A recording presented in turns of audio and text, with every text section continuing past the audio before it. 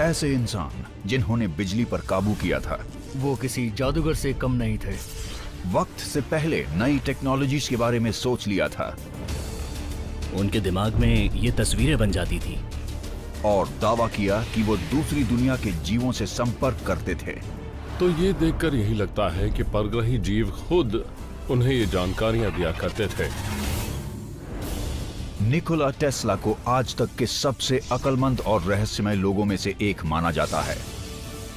क्या वो सिर्फ एक सन की वैज्ञानिक थे या इस अक्लमंदी के पीछे एक्स्ट्रा टेरेस्ट्रियल जीवों का हाथ था? उनसे परग्रही जीव बातें करते थे और उन्होंने खुद सबके सामने इस बात को कबूल भी किया है। दुनिया भर के लाखों लोग ये मानते हैं कि बीते कल में दूसरे ग्रह के जीव हमारे ग्रह पर आए थे। तो क्या ये बात सच है? क्या सच में प्राचीन एलियंस ने हमारे इतिहास को बदला है? अगर ऐसा है, तो क्या उनका निकोला टेस्ला की अक्लमंदी से कोई ताल्लुक था?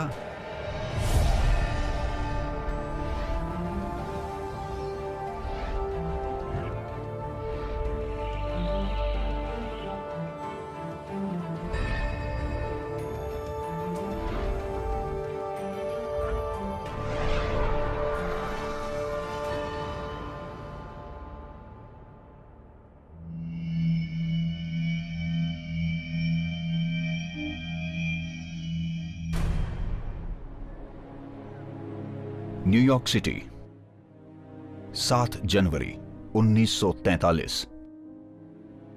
मशहूर इन्वेंटर निकोला टेस्ला की होटल न्यूयॉर्कर के 33वें फ्लोर पर दिल का दौरा पड़ने से मौत हो गई। उनकी लाश मिलने के कुछ घंटों बाद ही उनके भतीजे रूम नंबर 3327 में पहुंचे, लेकिन टेस्ला की लाश और उनके टेक्निकल पेपर्स और नोटबुक्स वहां से पहले ही गायब हो चुके थे। अफवाहें फैलने लगी कि फेडरल ब्यूरो ऑफ इन्वेस्टिगेशंस ने उनका सारा सामान जब्त करके उसे तुरंत टॉप सीक्रेट घोषित कर दिया था।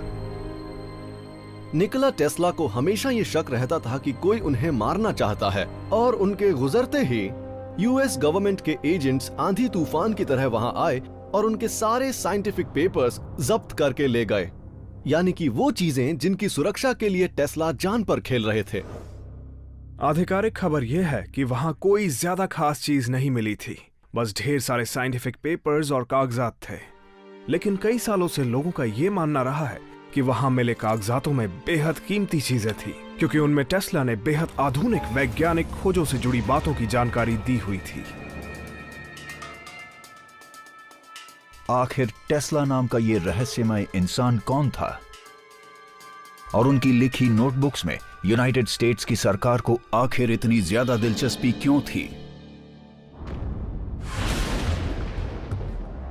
निकोला टेस्ला की जिंदगी शुरुआत से ही बड़ी नाटकीय किस्म की थी। वो जुलाई 10, 1856 में रात को ठीक 12 बजे उस जगह पैदा हुए थे जहां अब क्रोएशिया है, और तब तेज बिजली कड़क रही थी। उनका जन्म बिजली और बारिश के बीच हुआ और दाई ने कहा कि ये अपशकुन है, लेकिन तभी बिजली से तेज रोशनी हुई और टेस्ला की मां ने कहा, नहीं, ये बच्चा रोशनी का प्रतीक होगा। बहुत कम उम्र में ही निकोला टेस्ला अपनी अक्लमंदी दिखाने लगे। उन्होंने आविष्कार करने शुरू कर दिए थे। उन्होंने ऐसे खिलौने बनाए जो कीड़ों की मदद से चलते थे। उन्हें बिजली का कड़कना सबसे दिलचस्प लगता था और कड़कती बिजली को देखकर उनमें इलेक्ट्रिसिटी में दिलचस्पी पैदा हो गई और उन्होंने सोच लिया कि वो धरती और ब्रह्मांड की इस ताकत को काबू में करके इंसानों के भले के लिए इस्तेमाल करेंगे।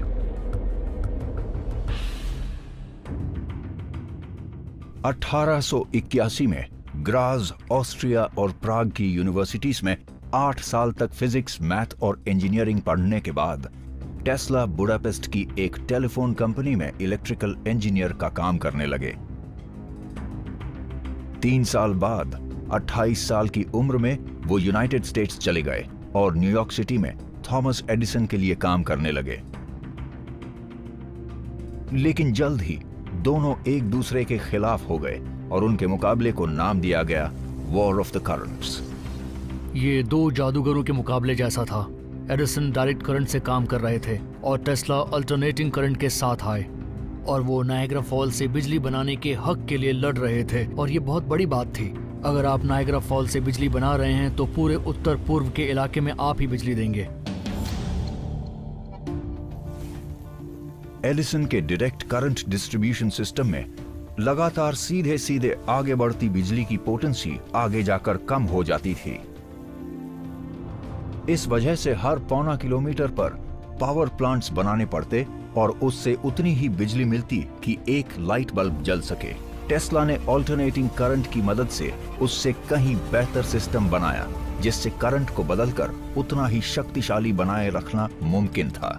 और उससे सिर्फ बल्ब नहीं, दूसरे इलेक्ट्रिकल डिवाइसेस भी चलते थे। नायग्रा फॉल्स को एक हाइड्रो इलेक्ट्रिक पावर सोर्स की तरह इस्तेमाल करके टेस्ला का सिस्टम पूरे उत्तर पूर्वी इलाके को रोशन कर सकता था। ये घोड़ा गाड़ी और जेट प्लेन के बीच मुकाबले जैसा था। टेस्ला के पास जेट प्लेन था और एडिसन घोड़ा गाड़ी चला रहे थे। दोनों का कोई मुकाबला नहीं था। टेस्ला उनसे कहीं ज्यादा आगे थे। एडिसन ने अपने सिस्टम की जीत के लिए टेस्ला के मॉडल की बुराई की और उसे खतरनाक बताया। यहां तक कि उन्होंने लोगों के डर पैदा करने के लिए ऑल्टरनेटिंग करंट से बिल्लियों और कुत्तों और यहां तक कि एक जंगली हाथी को भी मार कर दिखाया। लेकिन निकोला टेस्ला का बेहतर एसी पावर सिस्टम जीत गया और आज भी दुनिया की पावर ग्रिड्स उसी के आधार पर काम करती हैं। टेस्ला ने दुनिया को बिजली का तोहफा दिया और इतना ही नहीं, उन्होंने बिजली को केवल कुछ लोगों के काम आने वाली चीज से बदलकर ऐसी बुनियादी चीज बना दिया जिसे सब लोग इस्तेमाल कर सकते थे। निकोला टेस्ला दुनिया के आज तक के सबसे तेज दिमाग वाले लोगों में से एक हैं। उनके आइडियाज उस वक्त के लोगों की सोच से कई आगे के वक्त के थे। अगर टेस्ला नहीं होते तो हम आज भी एक अलग दुनिया में जी रहे होते थे। लेकिन निकोला टेस्ला ने सिर्फ दुनिया को बिजली नहीं दी, उन्होंने कई चीजें बनाने में योगदान दिया, जैसे इलेक्ट्रिक रेल रोड्स, फ्लोरोसेंट और neon lights, wireless radio communications, x-ray, remote control, turbine engines, speedometers, helicopters और यहां तक कि टॉर्पीडोज भी। उनकी मौत होने तक टेस्ला के पास दुनिया भर में 700 पेटेंट थे। निकोला टेस्ला दुनिया के महान आविष्कारकों में से एक थे। टेस्ला लियोनार्डो दा विंची जैसे थे।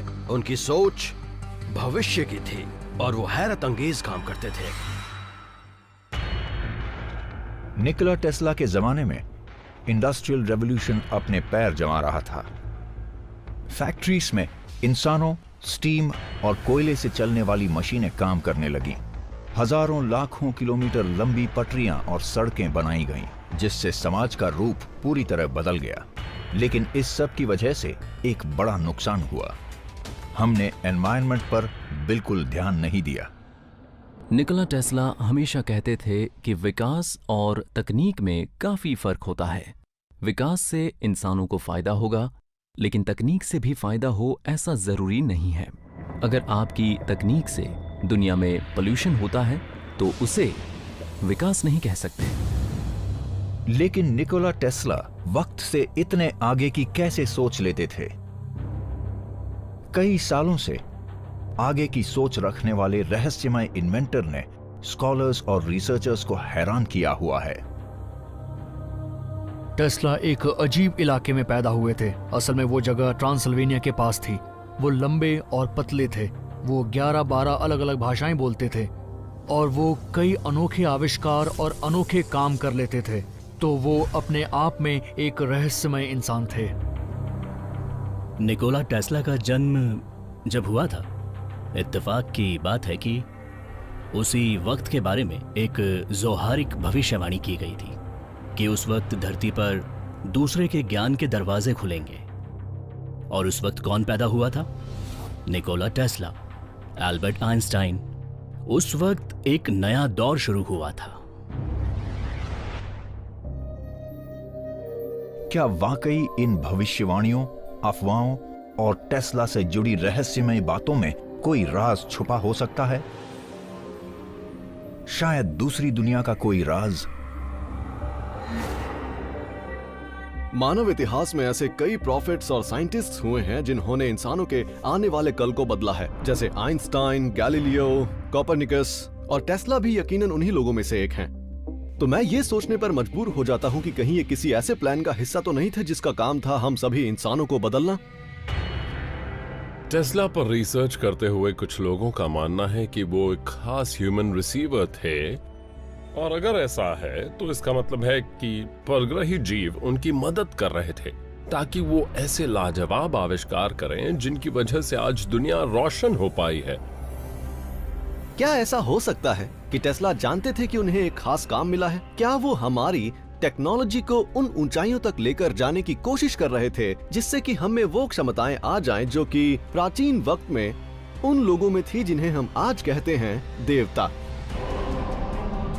क्या ऐसा हो सकता है, जैसा कि कुछ एंशिएंट एस्ट्रोनॉट थियरिस्ट्स मानते हैं, कि निकोला टेस्ला एक्स्ट्रा टेरेस्ट्रियल जीवों के संपर्क में थे?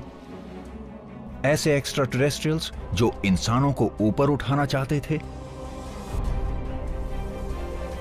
शायद इस सवाल का जवाब उस बात की जांच करके मिल सकता है जो टेस्ला की सबसे बड़ी कामयाबियों में से एक की प्रेरणा बनी थी।